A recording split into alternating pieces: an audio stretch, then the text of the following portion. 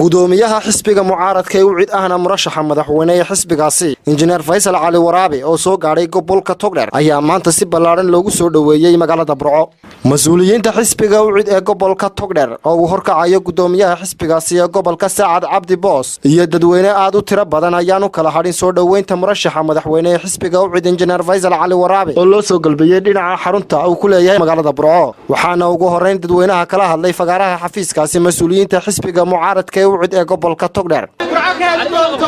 إنه حسبنا وعد لوريجي تاجرني يا عدودي يا ملياردي يا مسكحني يا وين في قبل كتقدر واحد لنا قدام يكسر دوام بعد فرن قدام يكسر دوام قبل كاري قدام يكسر دوام قبل رجال شعبي قدام يكسر دوام قبل كي قرني بلا الصومالي رجال أساسي. وكي كل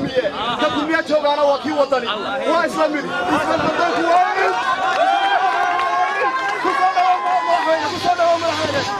injineer Faysal Cali Waraabe oo ugu dambeyntii fagaaraha kala hadlay dadkii soo dhaweeyay ayaa uga mahad celiyay sidii ballaarnayd ay u soo dhaweeyeen waxaana injineer Faysal Cali Waraabe ka hadlay arrimo dhowr ah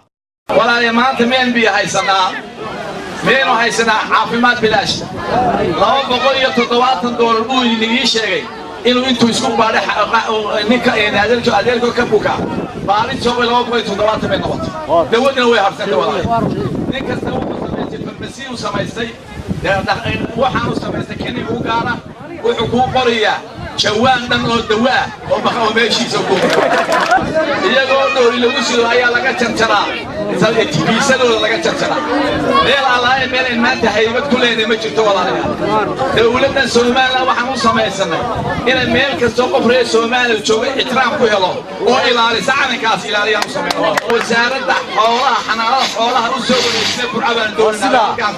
wasaaradda ku miiray ku ururay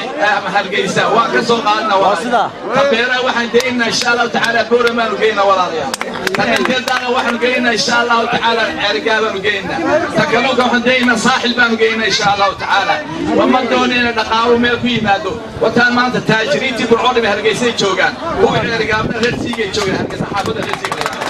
oo shaqaalaha oo militariya oo booliska waxaan shaqeyna gurigiisa yeeshaan doona insha Allah ta'ala militarigeena waxaan disina walaalayaal laga xishoon maayo haddaan ciidan yeelan lagu ixtiraami maayo walaalayaal wadanka xisbiga wadani waxaan leenahay haloo sameeyo gudoomiyaha haloo sameeyo saddex gudoomiye leeyahay walaalayaal wuxuu leeyahay kii ruuxu uu leeyahay wuxuu leeyahay kii suubiya uu leeyahay kii akfadhi uu leeyahay xayraan oo dhan baa isku tagay Habib Ciga Xasan Universal TV magaalada Burco.